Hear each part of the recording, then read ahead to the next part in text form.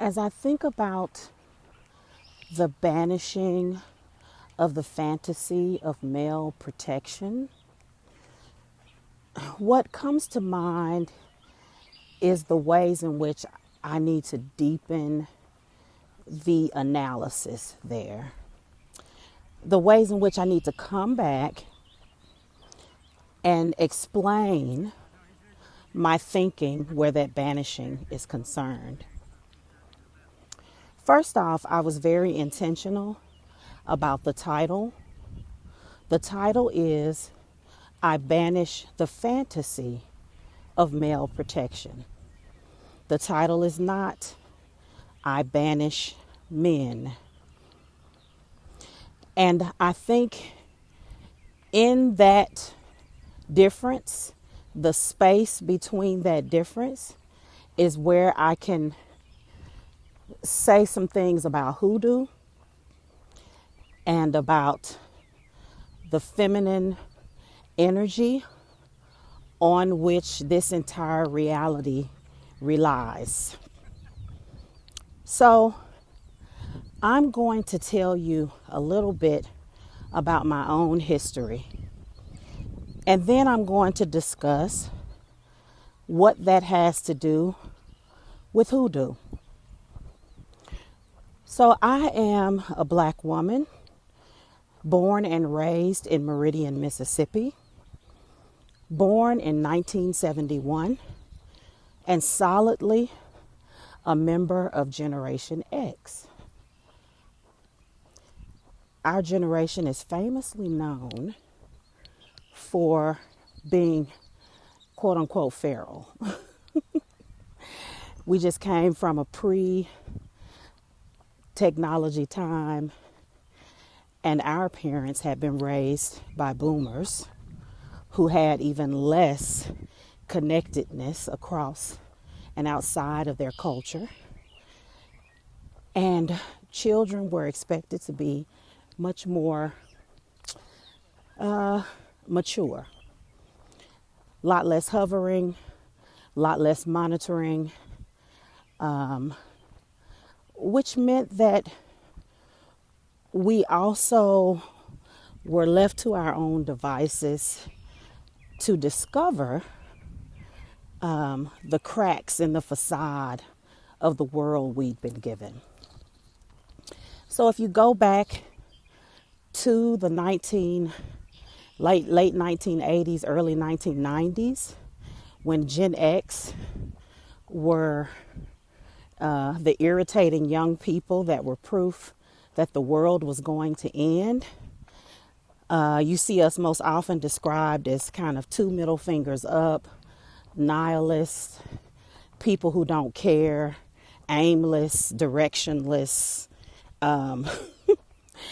which I always remember, and I'm always astounded when I watch the subsequent generations make the exact same assessment of the previous generation. So I watched millennials complain about Gen Z, and I have now watched the Gen Z begin their complaints about Gen Alpha. It's a cycle, people. Don't get caught in it. But that being said, I was raised in a home that was woman-centered. I was raised in a home with my mother and my grandmother in the federal housing projects in a deep South, small Black community. I was raised in the church, but I have to put an asterisk next to that sentence because although I was raised in church, very much Blackly in church, Baptist church, Mount Olive Missionary Baptist Church, where Reverend A.D. Lewis was my pastor, my mother and grandmother were not proselytizers. It wasn't one of the more stringent and narrow versions of Christianity. You know, I could wear lipstick and pants and listen to secular music And I really believe that my mother and grandmother went to church as a cultural habit, because neither of them really studied spirituality outside of Sunday or brought up Christian tenets as reasons for behavior or against behavior. I feel very lucky because of this. But that didn't stop me from being, of course, influenced by the wider culture, which was in general a bit more the opposite of our home. So that being said, when it came to relationships with men, I did anticipate that I would get married and have children. But for me, as a creative kid, as an artsy kid, I figured it would be, in the wheel of my life, in the matrix of my life, as one field in the kind of application of my life. I wasn't the girl who made wedding books or who thought about fonts on invitations or what my wedding dress was going to look like. But I did see it as something that was going to happen in the future. Okay. If I'm breathing, y'all, it's because I'm recording this while taking a walk. So, fast forward to the end of my grade school years, near high school graduation. And as I said, I was an artsy kid, a creative kid. And my high school rap band had, for several years, been developing its reputation in the region. And my high school rap band was able to parlay an audition for MC Hammer. And that audition landed us a record deal. So me and my high school bandmates headed out to Oakland, California to record an album, go on promotional tour, and try to make it at what was and still is the top and most lucrative part of the performance part of the music industry. So we do that, and we become, like so many other artists, we become one of thousands who are signed and recorded, but don't make a serious dent in the consciousness of the public. If you look at the landscape of the music industry today, you see the same thing. You see certain types of rappers doing well, and there are certain types of rappers who we just don't hear from in the popular culture. And that is because the music industry tends toward what has previously sold. And then when somebody does something new and innovative and the crowd or the buying public loves it, then they just make, the next 3 years about finding clones of that. So I was part of the music industry. We recorded an album. The album didn't do well. And as a girl raised in poverty, a loving poor home, but a poor one, I had hinged a lot on the record industry being my quote unquote ticket out. Now I have to say, my mother and grandmother put no pressure on me about that.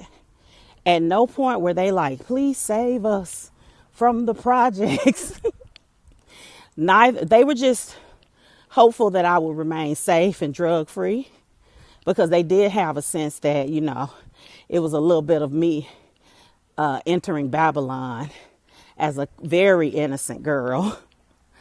But in my mind, this was the one chance I would have to change my family's destiny, buy them a home, and create some financial mobility that I had only seen on television shows.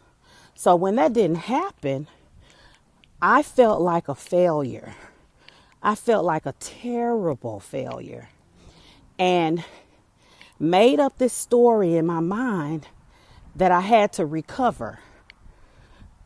And the story led me to saying subconsciously, this is something I've unpacked after looking backwards for years at this situation.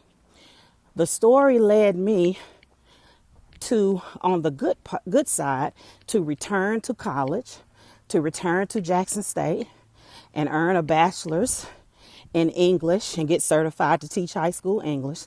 So that was a good thing. But it also led me to kind of think, well, if I can't be a famous recording artist, I'll do the next best thing, which is to be a bourgeois middle-class Negro. Drive a BMW, marry the right man, go to the right church, and, just be some sort of Black excellence avatar.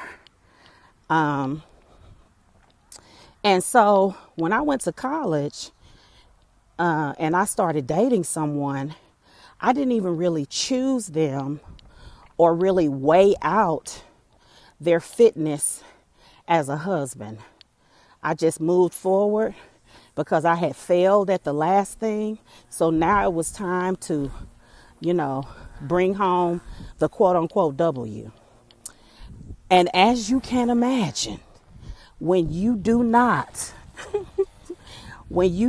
critique and choose a life partner,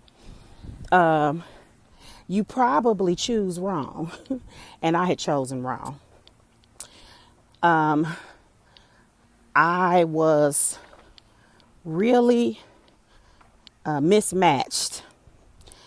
And this man who became my husband and then the father of my now adult children was a very broken person, was someone whose mother had gotten on crack cocaine at the beginning of his adolescence. And she was stuck there and he was stuck there.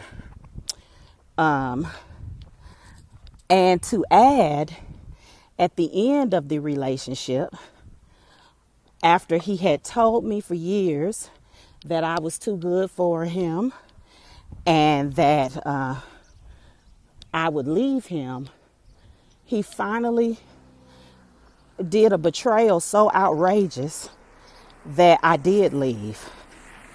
And of course, it involved cheating. Tale as old as time. But he really took the opportunity to rub my face in it and to essentially emotionally torture me behind this infidelity. So once I got out of that relationship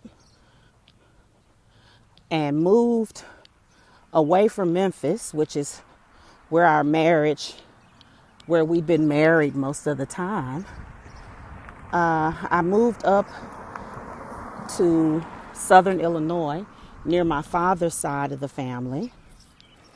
In the interim, I lost my mother. May she rest in power. And moved up to Southern Illinois, became a full-time university professor, earned a PhD, and have gathered community around me that supports me and my children. And I have created a happy and ordered and secure life. But the treasure, the Dr. Treasure that centered getting a man as the way to quote unquote win is the reason why I wrote, I banish the fantasy of male protection. Now, what does this have to do with hoodoo?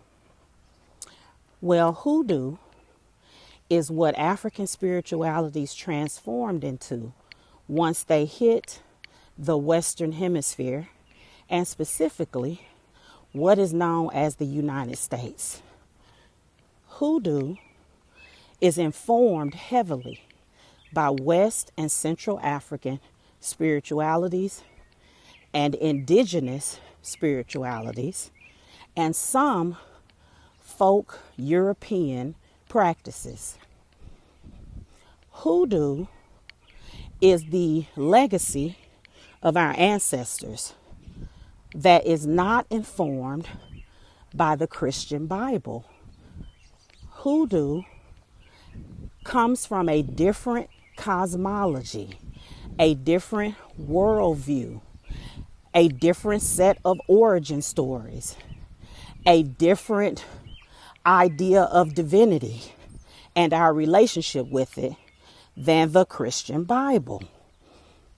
And hoodoo, and looking into the spiritualities that informed it, are what helped to break the yoke of male-centeredness in my life. You know, recently I was listening to an interview, and it was with the very famous comedian Lunel. Lunel and I actually interacted briefly when I was an artist in Oakland, California, because, you know, Oakland, California is a home for her. And I was listening to this interview on Netflix between Chelsea Handler and Lunel, a black woman comedian. And Lunel is talking about our current political landscape. It's 2026, and the U.S. is in the grips of a maniacal and genocidal and demented president named Donald J. Trump. But somehow, in the discussion of our frightening political landscape, Lunel manages to say that, you know, there used to be good old days. Things have changed. And she talked about, you know, past generations. And then she said, but I guess before that, I guess it was the Garden of Eden. And a woman fucked that up. Those were her words. I guess before that was the Garden of Eden, and a woman fucked that up. And Lunel is maybe 5 or more years older than me. I'm 55. Lunel might be 60 or in her early 60s. And I mourned for her that she still was using that Bible origin story as the way she interacted with her own feminine self and with her sisters. And when you study hoodoo and the spiritualities that informed hoodoo, that yoke will be broken.